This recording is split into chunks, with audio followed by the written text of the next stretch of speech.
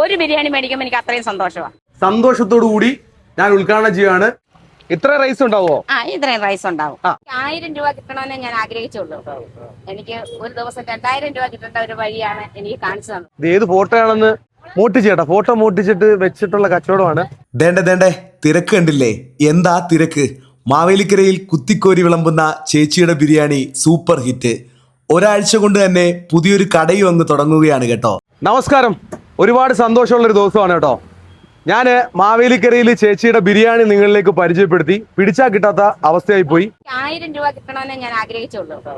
എനിക്ക് ഒരു ദിവസം 2000 രൂപ കിട്ടേണ്ട ഒരു വഴിയാണ് എനിക്ക് കാണിച്ചു തന്നത്. ചേച്ചി ഇന്ന് നമ്മുടെ മാവേലിക്കര ഹനുമാൻ ക്ഷേത്രത്തിന്റെ തൊട്ടടുത്തായിട്ട് തന്നെ ഒരു പുതിയൊരു സ്ഥാപനം ഓപ്പൺ ആക്കുകയാണ്. നമ്മൾ എങ്ങനെയാണോ മാവേലിക്കരയിൽ ബിരിയാണി കൊടുത്തിട്ടുള്ളത് അതുപോലെ തന്നെയാണ് ഇവിടെയും ബിരിയാണി കൊടുക്കുന്നത്. അപ്പൊ കുറഞ്ഞ ആഴ്ച കൊണ്ട് തന്നെ ചേച്ചിക്ക് ഇങ്ങനെ ഒരു മാറ്റം ഉണ്ടായതിൽ സന്തോഷമുണ്ട്. ഒരു വലിയൊരു ചെമ്പുമായിട്ട് ചേച്ചി ഇവിടെ ഉണ്ടാവും. എന്റെ ഒരു കുടുംബത്തിലെ 4-5 പേരോട് ചേർന്നാണ് ഞങ്ങൾ ചെയ്യുന്നത്. ആരൊക്കെ കൂടെ ചെയ്യുന്നത്? എന്റെ ഭർത്താവുണ്ട്, എന്റെ അമ്മയുണ്ട്, എന്റെ മരുമകളുണ്ട്. മുന്നിൽ നിൽക്കുന്ന എന്റെ മരുമകളാണ്. ചേച്ചിക്ക് ഒരു ഇരിപ്പിടം, ഒരു സ്ഥാപനം സന്തോഷത്തോടു കൂടി ഞാൻ ഉദ്ഘാടനം ചെയ്യുകയാണ്. എന്നെ തന്നെ ഉദ്ഘാടകനാകാൻ വിളിച്ചതിൽ ഒരുപാട് സന്തോഷം. ചേച്ചിയുടെ കച്ചവടം എല്ലാവരും ഒന്ന് ഉഷാറായി കൊടുക്കണം. ബിരിയാണി നല്ല അടിപൊളി ബിരിയാണിയാണ് കേട്ടോ. അത് മാവേലിക്കരക്കാർ മാത്രമല്ല, എനിക്ക് തോന്നുന്നു ആലപ്പുഴ ജില്ലയിലെ മിക്കവാറും ആൾക്കാർ സ്വീകരിച്ച ബിരിയാണിയാണ്. വയറ് നിറച്ച് ഭക്ഷണം കൊടുക്കുന്ന ഒരു വ്യക്തിയാണ് കേട്ടോ. അപ്പൊ ഞാൻ സന്തോഷത്തോടു കൂടി കത്തിയാണേ. ഇത് കണ്ടോ ചേച്ചി കോരുന്ന കണ്ടില്ലേ?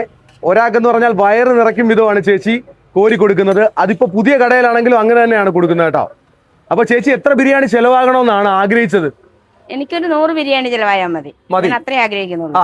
ആദ്യം എത്ര ബിരിയാണി ആയിട്ടാ വന്നത്? 30 ബിരിയാണി ആയിട്ടാണ്. 30 ബിരിയാണി ആയിട്ട് വന്നതാണ്. ചേച്ചി ഒരാഴ്ച കൊണ്ട് തന്നെ ഒരു പുതിയ സ്ഥാപനം ഓപ്പൺ ആക്കുകയാണ്. അപ്പൊ എല്ലാവരുടെ സപ്പോർട്ട് ഉണ്ടാകണം. മാവേലിക്കരയിൽ ചേച്ചിയുടെ ബിരിയാണി തപ്പി എനിക്ക് തോന്നുന്നു ഈ സമയത്ത് തന്നെ ആൾക്കാർ ഉണ്ടാവും തോന്നുന്നു. അപ്പൊ അവർക്ക് ഒരു കൺഫ്യൂഷൻ ആയി പോയി എവിടെയാ മാറിയിരിക്കുന്നത് അല്ലേ? അപ്പൊ ചേച്ചി മാറിയിരിക്കുന്ന സ്ഥലം എന്ന് പറയുമ്പോൾ ഹനുമാൻ ക്ഷേത്രത്തിന്റെ തൊട്ടടുത്തായിട്ട് തന്നെ അല്ലേ? ചേച്ചി മാവേലിക്കര ഹോസ്പിറ്റലിന്റെ അടുത്താണ്. മാവേലിക്കര ഹോസ്പിറ്റലിന്റെ അടുത്താണ് അല്ലേ? ഇങ്ങനെ വഴിയോര കച്ചവടക്കാരെല്ലാം ഒഴിപ്പിച്ചു. ആ കൂട്ടത്തിൽ എനിക്കും കച്ചവടം ചെയ്യാൻ പറ്റിയില്ല. 3-4 ദിവസം കച്ചവടം ചെയ്തില്ല. അപ്പൊ ഇങ്ങനെ കട തിരക്കി നടന്നപ്പം നമ്മുടെ ഇവിടെ ലോട്ടറി വിൽക്കുന്ന ഒരു കൊച്ചു പറഞ്ഞു, ചേച്ചി ഇവിടെ ഒരു കടയുണ്ട്, എടുക്കാൻ പറഞ്ഞു. അങ്ങനെ ഞാൻ ഇത് വന്ന് എടുത്തു. നമുക്ക് വലിയ വാടകയൊന്നുമില്ല, തുച്ഛമായ വാടകയേ ഉള്ളൂ. അപ്പോൾ അത് സന്തോഷകരമായി പോകണമെന്നും വിജയിപ്പിച്ചു തരണമെന്നും ആഗ്രഹിക്കുന്നു. മാവേലിക്കരയിൽ ഭയങ്കര തിരക്കായിരുന്നു അല്ലേ? ഭയങ്കര തിരക്കായിരുന്നു. ആൾക്കാർക്ക് ബിരിയാണി കിട്ടിയില്ല എനിക്ക് തോന്നുന്നു അല്ലേ? പലരും ബിരിയാണി വാങ്ങിക്കാതെ തിരിച്ചു പോയവരുണ്ട്. നിൽക്കുന്നതെന്ന് പറയുമ്പോൾ ഈ ഹനുമാൻ ക്ഷേത്രം കണ്ടില്ലേ? ഇവിടെ തൊട്ടടുത്തായിട്ടൊരു ഹനുമാൻ ക്ഷേത്രം ഉണ്ട്. അതിന്റെ അടുത്തായിട്ട് തന്നെയുള്ള ഒരു ചെറിയ ഒരു പോർഷനിലാണ് ചേച്ചി എൻ്റെ ഇത് ഏത് ഫോട്ടോയാണെന്ന് നിങ്ങൾ പണ്ടങ്ങാണ്ട് പോസ്റ്റ് ചെയ്ത ഫോട്ടോ അത് മോട്ടിച്ചേട്ടാ, ഫോട്ടോ മോട്ടിച്ചിട്ട് വെച്ചിട്ടുള്ള കച്ചവടമാണ്. നമ്മുടെ ഹനുമാൻ ക്ഷേത്രത്തിന്റെ അവിടുന്ന് ചെങ്ങന്നൂര് പോകുന്ന റൂട്ടാണ് ഈ സ്ഥലം. കൃത്യമായിട്ട് ചേട്ടൻ പറഞ്ഞു. അതായത് ഹനുമാൻ ക്ഷേത്രത്തിന്റെ ജംഗ്ഷൻ കരയമ്പട്ടം ജംഗ്ഷനിൽ നിന്ന് വഴിവാടി വഴി ചെങ്ങന്നൂര് പോകുന്ന റൂട്ടിലാണ്, പുലിയൂർ റോഡിലാണ് ചേച്ചിയുടെ കച്ചവടം.